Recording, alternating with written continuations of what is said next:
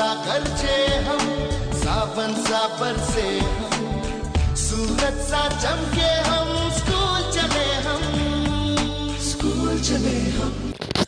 Good morning class 8 के बच्चों। कल हमने पढ़ी थी एक्टिविटी, यानी जो हमारे पास लास्ट टॉपिक था जिस पे मैंने लेक्चर आपको डिलीवर किया था वो थी एक्टिविटी। तो आज हमारे पास जो टॉपिक है वो है डेवलपमेंट ऑफ एम्ब्रियो। एम्ब्रियो कहते हैं मतलब जो हमारे पास ऑफस्प्रिंग बनना होता है उसे हम एम्ब्रियो कहते हैं। तो कैसे होती है वो आज हमने पढ़ना है। लिखा है fertilization results in the formation of zygote which begins to develop into an embryo. कहता है कि फर्टिलाइजेशन क्या रिजल्ट करती है एक जाइगोट बनाने में, और उस जाइगोट में वही शुरुआत होती है जिससे एक एम्ब्रियो की डेवलपमेंट शुरू हो जाती है। The zygote divides repeatedly to give rise to ball of cells. कहता है कि जाइगोट जो है बार बार जो give rise to ball of cells repeatedly, जो जाइगोट है वो बार बार डिवाइड होता है और उससे एक बॉल ऑफ सेल्स बनता है। The cells then begin to form groups that develops into different tissues and organs of the body. और वही सेल्स फिर मुख्तलिफ ग्रुप से जुड़कर टिश्यूज़ और दूसरे ऑर्गन्स ऑफ द बॉडी बनाने में मदद करते हैं। This developing structure is termed as embryo. और यही जो डेवलपिंग स्ट्रक्चर है इसी को एम्ब्रियो कहते हैं। जो स्ट्रक्चर बन रहा होता है इसे हम एम्ब्रियो कहते हैं।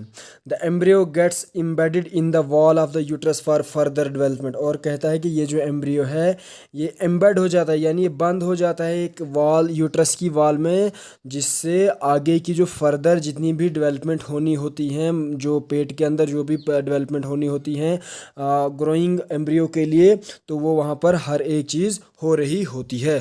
तो अब आप देखेंगे कि नेक्स्ट लिखा है यहाँ पर the embryo continues to develop in the uterus. कहता है कि जो एम्ब्रियो है ये कंटिन्यू डेवलप हो रहा होता है यूट्रस में। It gradually develops the body parts such as hands, legs, head, eyes, ears etcetera. और यहाँ पर ये आहिस्ता आहिस्ता हर एक बॉडी का जो ऑर्गन है वो बन रहा होता है, जैसे आइज, ईयर्स, हेड वगैरह हो गया। The stage of the embryo in which all the body parts can be identified is called a foetus. और एक ऐसी स्टेज एक एम्ब्रियो की जिसमें हर एक बॉडी पार्ट आइडेंटिफाई हो सकता है उसे हम फीटस कहते हैं। When the development of the foetus is complete the mother gives internal fertilization. कहता है कि जब फीटस की डेवलपमेंट जो है वो कंप्लीट हो जाती है तो उस वक्त जो इंटरनल फर्टिलाइजेशन जो है वो टेक्स प्लेस करती है। Internal fertilization takes place and also in hens. कहता है कि इंटरनल फर्टिलाइजेशन जो है वो मुर्गियों वगैरह में भी होती है। But do hens give birth to babies like human beings and cows. लेकिन अब यहाँ पे क्वेश्चन अराइज होता है कि क्या ये जो हेंस हैं ये इंसानों की तरह ही और ये अपने बेबीज़ को जन्म देती हैं? You know that they do not. और आप ये भी जानते हैं कि वो इस तरह से नहीं देती हैं। Then how are chicks born. तो फिर हमें ये पता लगाना है कि ये जो चूज़े हैं ये किस तरीके से बनते हैं, यानी किस तरीके से पैदा होते हैं। Let's find out. कहता है कि आइए इसको जानने की कोशिश करें। सून आफ्टर फर्टिलाइजेशन, यानी फर्टिलाइजेशन के फ़ौरन बाद ही क्या होता है, the zygote divides repeatedly and travels down the oviduct. कहता है कि जाइगोट जो है बार बार जो है वो रिपीट होता है और ओविडक्ट में ये दोबारा से ट्रेवल कर जाता है। एज इट ट्रेवल्स डाउन, जैसे ही ये ट्रेवल करता है नीचे की तरफ, many protective layers are formed around it. तो उस वक्त बहुत सारी प्रोटेक्टिव लेयर्स वहाँ पर बन जाती हैं उसके इर्द गिर्द में।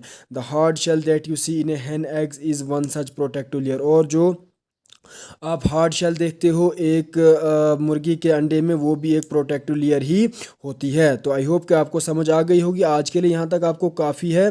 अब आप हम इसको कंटिन्यू करेंगे कल यहाँ से आगे। तो अब आप इसको होमवर्क करें और मुझे भेजें।